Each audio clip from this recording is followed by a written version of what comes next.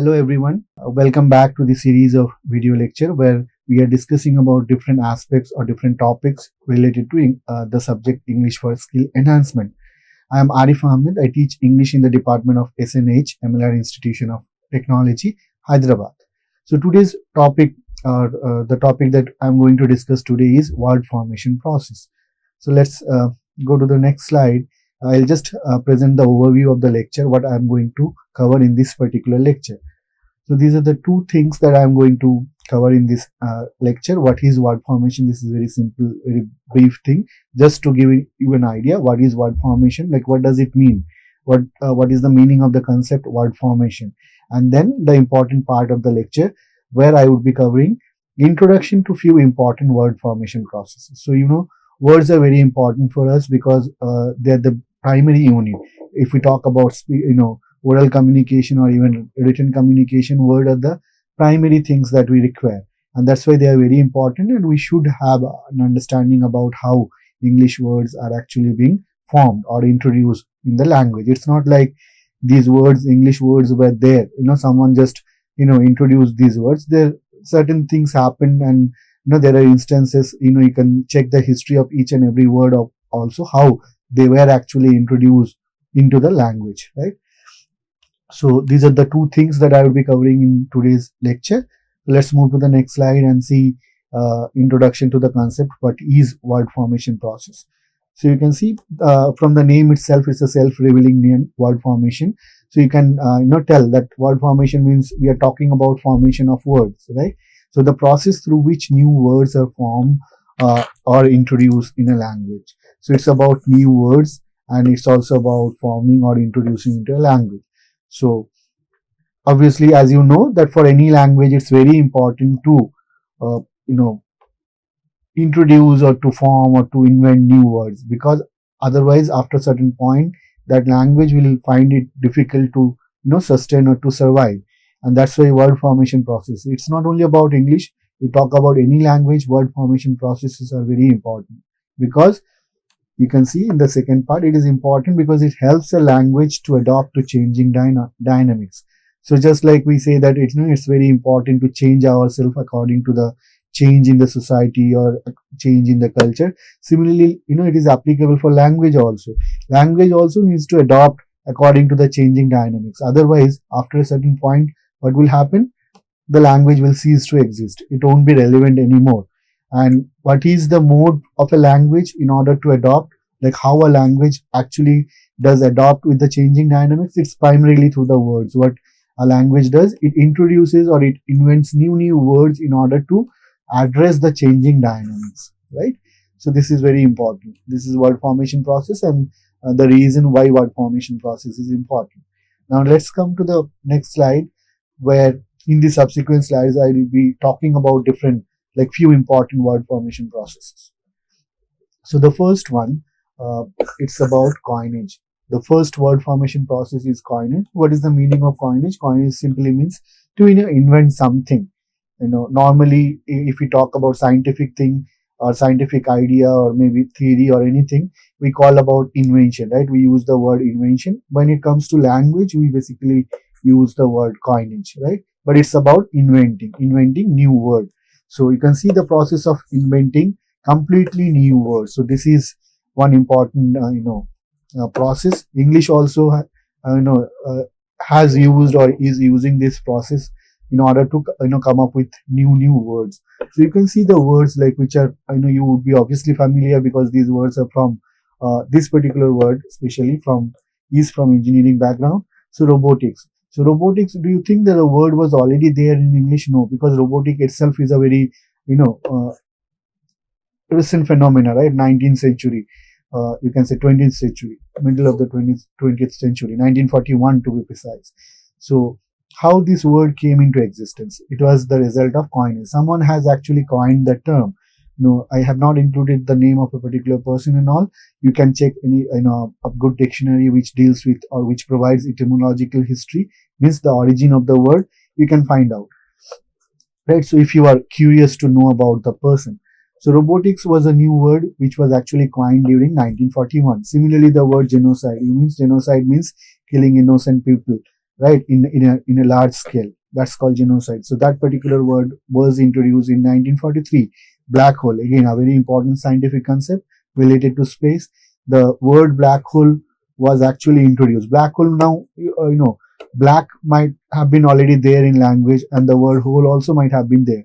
But the compound word black hole was introduced in 1968 as a new word. So it was also a result of what? Coinage. Someone has coined this particular term. Similarly, there are other example. You can see there are more latest. You can say blog, internet, Google, all these examples. Recruitment. When we do online recruitment, when we do talk about online recruitment is actually called. There is a new word for that. These are very latest example. Recruitment.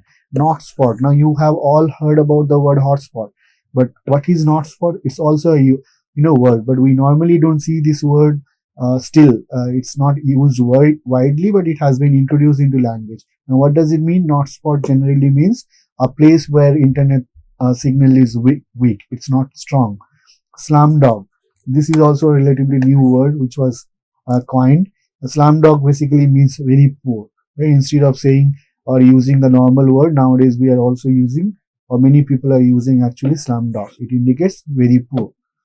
So the first process, please remember the first process was coinage. Coinage simply means inventing new words, right? Inventing new words. So you can simply remember it's about inventing. Now let's come to the next word formation process, that is eponym. Now what is eponym? The process of deriving new words. So it's also a process of kind of deriving new words or inventing new words, but there should be a base for that. What is the base? Based on the names of persons and place. So there are many words in English that actually came, the origin of the word was actually in the name of a person or place. Now you will find it interesting, especially in your field, engineering field. You can see world. So it's an unit, right? Now how does the word came actually into existence? It was actually based on the name of Alexander Volta. He was a scientist. Similarly, what? This particular word also, it's actually a unit, scientific unit. It was based on the name of James Watt. So this particular word was actually derived from the name of James Watt, a person. Similarly, Fahrenheit. You can see Gabriel Fahrenheit was the person on whose name or on the basis of whose name this particular word was invented or introduced into language. Sandwich. Now the Earl of Sandwich. So this is also a person, a name, Earl of Sandwich. So who was the Earl? Earl means nobleman, who was a kind of, a famous man, you can say, and very rich also, obviously, ruling class. So Earl of Sandwich. On the basis of his name, this particular word, sandwich, it's a food item, right, was being introduced into language. So the first two things, two process, please remember, the first one is coinage, as we have seen, and the next one is eponym. Right? Now let's come to the next slide and let's see what is the next process that we should know about. Now borrowing. Now this is also a very important and word formation process, especially in English. Now borrowing is something that is, we might think that it's related to, we Indian people, right? But do not think in that way. We are not talking about money here. We are talking about words. So in borrowing also, what happens? We normally borrow, like the English people, they have borrowed extensively from different languages. Now English language has been borrowing since last 100 years, and they are still borrowing from different languages. And that's how they are actually enriching their own language, by taking different aspects from different languages, right? So I'll give just few examples. There are extensive list. If you are interested, you can just simply type in Google and find out, or create your own list of different borrowed words, like words that are borrowed from Greek language, or Latin or French, Italian, anything, Indian languages also. So you can see agenda, sponsor, Python. These are basically word. Agenda and sponsor, they are borrowed from Greek language. Python and psychology, they were borrowed from Latin language. Cafe, denim, these two words are being borrowed from French language. Similarly, deja vu also was actually French language. It was borrowed from French language. Then cappuccino. Now this is a kind of coffee we are very fond of, right? Now this particular word also was being actually borrowed from which language? Italian language. Opera also was borrowed from Italian language. Now, these four words, nirvana, yoga, avatar, jungle, these are Indian words. Nirvana and yoga are actually Sanskrit word, and avatar and jungle, they are actually Hindi word. So they are also borrowed. These English words also are borrowed from, Indian languages. So you can see here, when it comes to enriching their language by borrowing different words, English people, they actually didn't discriminate. They have borrowed extensively from different parts of the world, from different languages, and that's how we can say that their language is so dynamic and so appealing even today also. Now, next process after borrowing, to deal with another one that is called, sorry, I'll go back. Next process, that is called compounding. So what is compounding? Compounding is the process of putting words together to form a new one. That this is called compounding. The process of putting words together to form new words. So this is also a word formation process, as you can see. Compounding, what we do in this process, we actually do, not we, it has been done. It's a process. It's being described as a word formation process in English. What happens here? We put words together to form a new word. These are very common. You can see fingerprint, wallpaper, handbag. So hand and bag, two different words, they actually join. And I know there are certain things, in here we need to remember two, three things. There are closed compound words. That means there is no gap, you can see, between two different words, right? Handbag. There are also open compound word. For example, post and office, two different words, but there is a space in between them. Now, cotton candy, hot dog, high tech, mind blowing, these are all hyphenated, compounding, hyphenated compound words. So this is also one example. You have to simply remember what is the meaning of compounding. Compounding means putting words together to form new one. Now, we'll move to the next slide to see what is the next process of word formation. So now we are going to talk about blending. This is also a very interesting word formation process, and also many words, extensive number, quite a good number of words are actually being created in English by using this particular method. So what is blending? You all have an idea about blending. Blending means what? Mixing something. Now here you need to understand the difference between compounding and blending. So what is compounding, which I discussed in the previous slide? Joining two words together, right? Joining. But what is the meaning of blending here? Blending means mixing something. So obviously it is not same. They cannot be same, compounding and mixing. You could have observed that in compounding, for example, handbag, it's a compound word, right? So what I have done, I have joined two different words, handbag. So it's a example of compounding. But if we see the word, like these are the word you have to understand here. Example, branch. This is the example of blending. So what happened in this particular word? There are actually two words in branch. What are those? Could you identify two different words here? Like you can identify two different words here, hand and bag. Here, is it possible for us to identify like clearly as it is being done here? No, right? They are being mixed completely. So that's the concept. It's called blending. They got mixed with each other in such a way that you cannot identify them separately the moment you see those words. So if you observe the word, you will understand that it's actually a combination of two different words. So breakfast, and then another word is what? Lunch. Breakfast plus lunch, it becomes brunch. Now similarly, emoticon, you can see emotion plus icon, emoticon. Webinar, now it become very popular during pandemic, or after pandemic we still use this word extensively. Webinar means what? It's the combination of two different words, web plus seminar. Webinar means web plus seminar. So this is also one example of blending. Webinar. Hackathon. This is also something that you see every month, alternative month probably in your college, right? Hackathon. So this is also an example of blending. Now what happened in this particular word? How did this particular word came into existence? Two different words actually got mixed completely. Mixed in such a way that you cannot identify them separately in the first look, the moment you look at them. If you observe the word, obviously if you break the word down, you will find two different words separately. Hack and then marathon. It became what? Hackathon. So this is example of blending. This is a very interesting process. Now what you are supposed to do is I am providing here only few examples for your understanding. What you can do is you can like use your own resources. Internet is wonderful thing you can easily use, and also there are many resources available on this particular topic. So you can prepare a list of these kind of words under each category.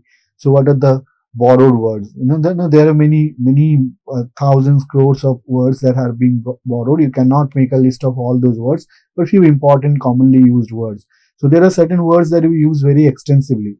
For example, piano, opera, all these words we use very commonly, right? Very frequently, but we even don't know the origin of those words. Those words are actually not English words. They are being borrowed from different languages. So that's why it's very important to have understanding or idea about those borrowed words. Similarly, all other categories also you should prepare a list by using resources like internet mainly. Also, in order to enhance your understanding, what you can do is you can just go through, like, use internet and practice few quizzes, or also worksheet also would be there. You can just complete one or two sets of exercises. That would be enough. Okay, now let's come to the next word formation process, that is reduplication. Now this is something again very popular in the sense that we use this kind of words, or the words which are actually created out of or from this word formation process. You see the example: bye bye, super duper, chit chat, TikTok, zigzag, flip flop. All these are example of reduplication. So what is the definition of reduplication? What happens in this process? The root or stem of a word or part of it. So it can be root or stem of a word or part of a word. What will happen with it? It is repeated exactly or with a minor change. So it might get repeated exactly, or it might be repeated with minor changes. So you can see this particular example. It is repeated by two different words, right? Or parts of word. We can see here stem of the word, main word only. They are being repeated like same. There is no change. So this is also an example of reduplication. In the next cases like chit chat, TikTok, zigzag, flip flop, what happens? Repetition is there but with minor changes. So you can see zig. I am not saying what we are supposed to say, zigzag. So there are minor changes in the spelling and as well as in the pronunciation. But the idea is like repetition of the first part, main part, or stem of the word, stem or root of the word. So these are the example of reduplication. Right? I hope it's clear now. Now let's move to the next slide and see what are the points. Clipping. So this is also one very important thing. Now clipping, you all know from the word, what is the meaning of clipping? What does it mean? Clipping means to trim something, to make something short, right? By cutting it, by trimming it. So a process through which a word of more than one syllable, right? Now here you have to remember, here we are dealing with syllable. Okay. So if a word is actually consisting of more than one syllable, and what happens then? It is reduced to shorter form by removing one or more syllable. So here we trim what? We trim syllable. We actually trim what? Syllable. Syllable, syllable. So what happens here? Obviously, if you are trimming one particular syllable, let's say if a word is consisting of two syllables, if we trim one particular syllable, what will happen? It will become short. So this also, the short word also will be introduced or is used as a new word or with a particular meaning. So you can see here advertisement, by using the remaining part of the word, the other syllable we remove, we only keep ad. So advertisement become ad, internet become name, influenza, what happened? Influenza becomes flu. So this is clipping. There are different kinds of clipping, like fore clipping, back clipping, middle clipping, complex clipping. So they are not that much important, or it is better if you just read the examples. When you will prepare the list, you just focus on that. Fore clipping means the Back clipping means back part of the word would be clipped. Fore clipping means the front part of the word would be clipped. Middle clipping means we will retain the middle part of the word only, just like here, influenza. Complex means there would be, like, we'll keep certain part of certain syllables and it will become a complex kind of clipping. So basically clipping means making short. Please remember it. Now back formation. Back formation is also kind of reduction, but it's not like clipping. Clipping, what happened? We reduce the syllable. We trim the syllable. But in back formation, what happens? There is one extra condition or criteria that we have to keep in mind. So reduction of nouns to form verbs. So though there might be some reduction in terms of length of the word, but then this is one additional criteria. What happens in back formation? Nouns would be converted into verb. So if you see these words, television, actually this particular word was already there in English as noun, but there was not the word. This particular word was not there. It was created later. So you can observe here what happened. This is noun, right? Television is a noun.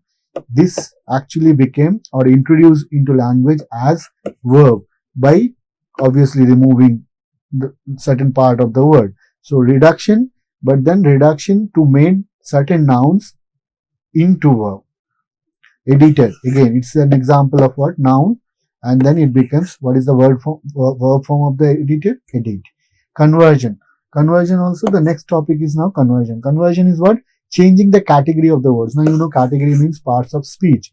So this is also one change where we actually do not cut the word or trim the word, or we don't add anything to the word. What we do, it's just like the changes happen. People started using the words as different category also. Maybe you can see here example, bottle, very common word and day-to-day word that we use. Bottle was actually a noun. Bottle means noun, right? But then later what happened, people started using this particular word bottle as verb also. Now I need a bottle of water, for example. Now in this case I am using the word bottle as what? Noun. Now if I say bottle up all the chemicals that is kept in the pouch. Now for example, bottle up. Same word I am using as what? In the second sentence I am using as verb. So you can see here what happened, the category of the word changed. Similarly, spy. Spy was previously in language as verb. Only verb form was there. But then we started using the word spy as noun also. He is acting as he was working as a spy for the enemy country. You can see here spy. So previously it was in language, it was there as verb. There was no noun form, but the same word without any change, people started using as noun form also. So this is called conversion. Conversion means what? We convert basically the category of the word. We do not bring any changes, physical changes into the word. What we actually do, we just change the category, parts of speech of the word. Right, now let's come to the next slide, see what is the next word formation process. Acronym and initialism. Now these are two very common things. Acronyms means you see a new word form from the initial letters of a set of other words. So if you are dealing with set of words, more than one words, obviously what happens sometimes, in order to make the word short, what we do, we use the first letter, right, from the initial letters of those words. So that's how we get these acronyms. Now there is one special feature of acronym you have to remember. Acronym would be pronounced as one single word. We won't be pronouncing each letter separately, which you will see in initialism. In acronym, we do not pronounce each letter separately. All these letters together would be pronounced as one single word. And that's why FOMO. We don't say FOMO. We say FOMO. And what is FOMO? It's a very latest language. It is being extensively used in messages, specifically fear of missing out, right? FOMO, fear of missing out. Now this is one example. You can see it's an acronym. PIN, personal identification number. You can see NASA, radar, UNESCO. These are all example of what? Acronym. So two things you have to remember. We basically take the initial, the first letter of different words, like set of words, but then one thing that we have to remember is we do not pronounce each letter separately. We pronounce them as one single word. Now let's come to the next topic. What is initialism? It is kind of same thing, Only difference is in terms of the pronunciation. A set of initials representing a name, organization, or the like, with each letter pronounced separately. So you can see Federal Bureau of Investigation, FBI. So FBI is an example of initialism. What was the full form of it? It's Federal Bureau of Investigation. NBA, you can see National Board of Accreditation. So what we are doing here, we are not pronouncing this word as one single word, right? We are pronouncing each letter separately, FBI. So that's why it's called initialism. So please do not get confused between these things, acronym initialisms. They are not the same. There are certain differences, though the purpose is, basically same, in order to make existing word short. But then the way it is being done is little different, that we need to keep in our mind. Now, the last word formation process, which is actually very important and used very extensively, that is called derivation. So this is a mathematical thing. You already have an idea about derivation. What is the meaning of derivation? To, get new things from an existing things. Like when, let's say, from an existing thing, by doing certain operation on that particular thing, we get different things. So a process through which new words are formed by what? By attaching prefix or suffixes, or sometimes both prefix and suffixes together we can attach. With what? With a base word, with the root word, we can say. So you can see here example, unhappy. So it's a new word, right? Unhappy. It has a particular meaning. Now, what do you think? How does this word came, or how did this word came into language? It's the result of derivation. What happened? We added the prefix un. So un plus happy. Then it became what? Unhappy. New word. So similarly, you can see teacher. Teach plus er. Teach plus er. Er is actually added as what here? Not prefix. Here it was an example of prefix, but here what we have done, or what has been done with the word, are certain suffix has been added. What is that suffix? Er. So what happened? Verb became noun. So teach, what happened? Teach actually is verb, right? Category, if you see parts of speech, it becomes teacher. Teacher means it's a noun. So you can see there are certain suffixes, like here in this case er, they are actually noun suffixes.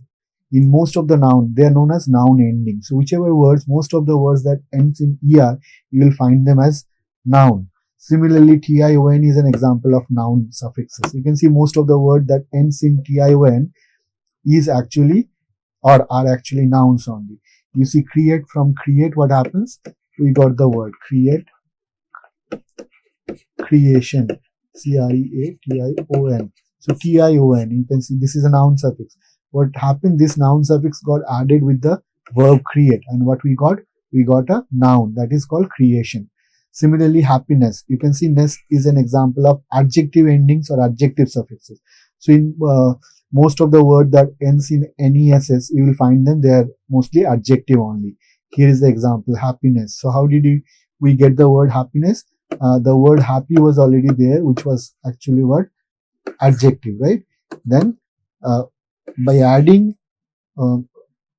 ness, so sorry, this is ness, not is an adjective suffix, it's an what? Noun suffix. So happy plus ness. So ness is an example of adjective suffix. So with the word happy is noun. What happened here? I have added a suffix that is called ness, which is an adjective suffix. So what is the role of adjective suffix? It's convert a noun into, it's convert an adjective into noun. So happy, what? Happy became happiness. It's actually in the reverse way, noun to adjective. Strengthen. Now let's see strength. You can see what is strength, strength. So this is one example. It's a noun, right? Now what I have done, I have added one particular suffix, that is en. Now this en is called verb suffix. So what happened? Strength noun has actually been converted to verb. So this is also one separate thing that you have to remember along with all these names, that there are certain nouns like suffixes, adjective suffixes are there, verb suffixes are there, noun suffixes are there. So if you can remember those suffixes, you don't need to memorize each and every noun or adjective or verbs separately. You can just add those appropriate or contextual suffixes and get those things. Like same like deriving, as you do derivation in math and get new things, new equation. Same thing. If you know about or you have clear idea about the noun suffixes, adjective suffixes, or verb suffixes, what happens with certain other words, you can add them and get that particular category like adjective or verb or noun. Let's come to the summary of the article, like this video lecture.